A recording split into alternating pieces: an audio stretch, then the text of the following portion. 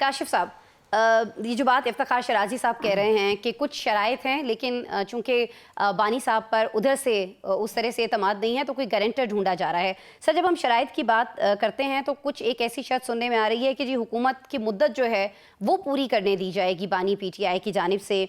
और सर, ये जो गारंटर की बात हो रही है, कुछ आपके पास भी ऐसी इत्तलात हैं कि ना तो पीटीआई से होगा, ना उधर से होगा, कहीं और से होगा, और वाकईतन गारंटर ढूंढा भी जा रहा है? बिस्मिल्लाहिर्रहमानिर्रहीम। देखें, तहरीक इंसाफ का अलमिया ये है कि ये एक दिन कोई बात करेंगे, दूसरे दिन कोई बात करेंगे, तीसरे दिन बयानिया कुछ और होगा। इन्हीं की जमात के अकाबिर कह रहे हैं, या इन्हीं के इत्तेहादी हामिद रज़ा साहब के 3 माह में नाअहली ख़त्म करने की पेशकश हो रही है। ठीक। और असद कैसर साहब कह रहे हैं कोई बैकडोर में बात नहीं हो रही। जुनैद अकबर साहब कह रहे हैं पार्टी धड़ेबंदी का शिकार है। शेर अफजल मरवत साहब कह रहे हैं मुझे क्यों निकाला। बहरहाल शेर अफजल मरवत साहब के अलावा कोई और सियासी शख्सियत KPK से पीटीआई की वो भी कुछ अर्से तक कहेगी मुझे क्यों निकाला। अच्छा, अब मसला ये है कि आपने तय करना है कि आपने मुज़ाकरात के ज़रिए रास्ता लेना है या अपने बयानिए पे खड़े रहना है। अब मसला तहरीक इंसाफ का है, बानी का है कि जितना वो बयानिया आगे ले गए हैं, जैसे नवाज शरीफ ने माजी में कहा था मुझे क्यों निकाला, फिर वो इदारों के जो अकाबरीन थे उनके ऊपर तनकीद, और फिर उन्हीं इदारों के लोगों के साथ मिल के हुकूमत, और फिर अदम एतमाद और PDM ये सारा मामला। अब बानी साहब जो है वो कहते हैं कि अगर मैं यहाँ से पीछे हटता हूँ तो फिर मेरा क्या होगा, और आगे बढ़ने का रास्ता कोई नहीं है। वे सारे उन्होंने इस्तेमाल कर लिए। जो बात मोहतरम शराजी साहब ने कही कि गारंटर ढूंढा जा रहा है, गारंटर का ही तो मसला पिछले 2 साल से। गारंटी के तौर पे ही तो बुशरा बीबी बाहर आई थी। बुशरा बीबी ही तो गारंटी देना चाह रही थी। जमाइमा खान साहब से गारंटी मांगी गई, उन्होंने कहा जी नहीं हो सकती। अब मसला ये है कि गारंटी सिर्फ एक ही सूरत में होगी कि उनको किसी दूसरे मुल्क शिफ्ट कर दें, और वहां उन्हें कहें जी आपने उसी तरह रहना जैसे नवाज शरीफ साहब माजी में रहे। हाँ, ज़बानबंदी।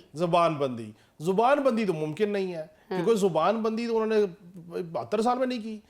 अच्छा, अब इसका रास्ता निकालने के बाद बानी को रिलीफ मिलना है, तो इस रास्ते को निकालने और बानी को रिलीफ लेने का जो मामला है, इसी को तो डील कहते हैं। और डील किसको कहते हैं?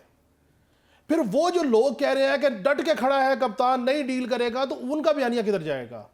हजूर, अगर गारंटर आ जाते हैं, वो कोई भी आता है, कोई पावरफुल शख्सियत आती है, कोई बैरून मुल्क से, अंदरून मुल्क से, कोई भी है, तो वो क्या कहेगा? यही कहेगा ना कि आप बयानिया बदलेंगे। यानी आप ये कहना चाह रहे हैं कि बानी इन सारी शराइत के लिए तैयार हैं, लेकिन उधर से एतमाद नहीं किया जा रहा, सिर्फ गारंटर का वेट हो रहा है। नहीं, मैं नहीं ये कह रहा। अच्छा, मैं नहीं ये कह रहा। मेरे मोहतरम शराजी साहब ने कहा कि इस रुख पे चीजें आगे बढ़ रही हैं या बढ़ सकती हैं। इसका मतलब तो यही है ना, गारंटर तभी ढूंढा जाता है ना जब एक मामला तय हो जाता है। फिर गारंटर ढूंढा जाता है तो गारंटर डील ही करता है ना। वो ये कहता है जी आप ये नहीं करेंगे, मैं ये नहीं करूंगा, आप ये बात नहीं बोलेंगे, मैं ये बात नहीं करूंगा। तो इसका मतलब ये है कि बानी साहब जो है वो डट के नहीं खड़े हुए। हाँ। और अब वो डील करने को तैयार है, लेकिन मसला ये है कि डील में जिरगा किसने कराना है, गारंटर किसने बनना है, मामला वहां पे फंसा हुआ है, और आज का नहीं फंसा, पिछले 2 साल से फंसा। काशिफ रफीक साहब, आप इस बात पर बहुत अरसे से तबसरा करते हुए में दिखाई देते रहे हैं कि जब भी अगर पीटीआई को कोई रास्ता निकालना है, वापस आना है, हुकूमत बनाना चाहती है, तो उसको चाहिए कि पाकिस्तान पीपल्स पार्टी से राब्ता कर ले। तो उसे तभी कर लेना चाहिए था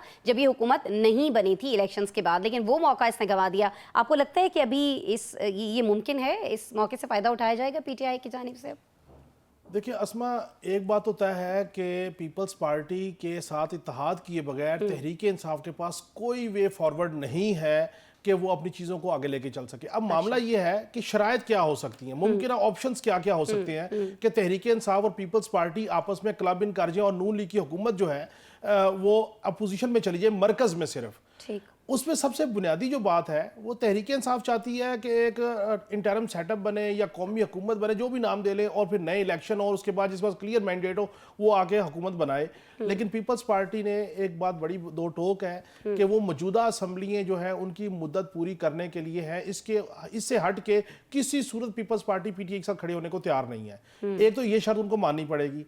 दूसरा ऑप्शन ये है कि इक़्तिदार की कैसे होगी। पीपल्स पार्टी ने PTI को शराकत इक़्तिदार में, विफाक में और सूबों में लेने को तैयार है, और अगर नहीं तो PTI जो है वो आइनी ओहदे ले ले और हुकूमत पीपल्स पार्टी को चली जाए। ये दूसरी बात है।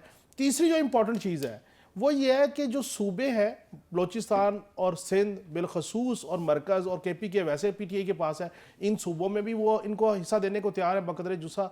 और जो पंजाब है, पंजाब में वो कहेंगे कि ठीक है आप भी कोशिश करें हम भी करें, नहीं तो अगर पंजाब नून लीग कैरी करती है और अपोजिशन का किरदार नून लीग के पास आता है तब भी कोई इशू नहीं है।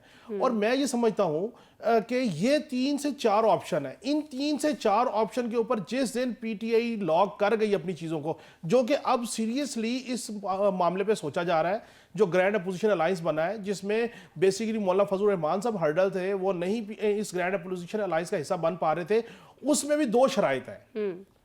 एक पूरी तकरीबन हो चुकी, मैंने बहुत पहले आपके प्रोग्राम में कहा था कि शेर अफजल मरवज साहब को पार्टी से निकाला जाएगा क्योंकि वो सीट मौलाना फजल रहमान साहब के छोटे साहबजादे से जीती गई है, मौलाना फजल रहमान साहब तब क्लब इन करेंगे।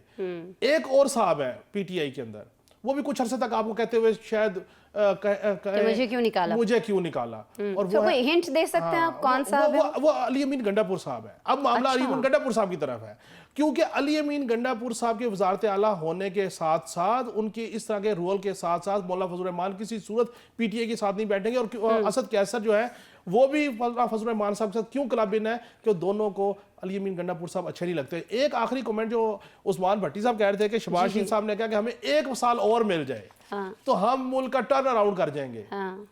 वो 1 साल और मिल जाएगी जो बात है ना, वो बात यही है, क्योंकि मैंने 21 अप्रैल 2021 आपको याद है कि एक सहाफियों की तहरीक चली थी जी। और उसके बाद फिर ये हुआ था कि इमरान खान साहब अप्रैल 22 में घर चले गए थे। सेम सिनेरियो बना हुआ है, पीका एक्ट। कोई इतनी जान नहीं लग रही वैसे मुझे इस एहतजाज में, सॉरी टू से। ये मैं आपको तो जो तहरीकें ब्लो अप होती है ना, चीजें ब्लो अप होती है, वो टाइम लेती है। मीडिया को कवरेज नहीं दे रहा। देखिए वो टाइम लेती है, ब्लो लेती है। ये उस वक्त उसमें ज्यादा एक्शन आएगा जिस वक्त पीपल्स पार्टी और पीटीआई की डील आपस में लॉक हो जाएगी, उसके बाद सिनेरियो आप देखिए कितना गेयर अप होगा।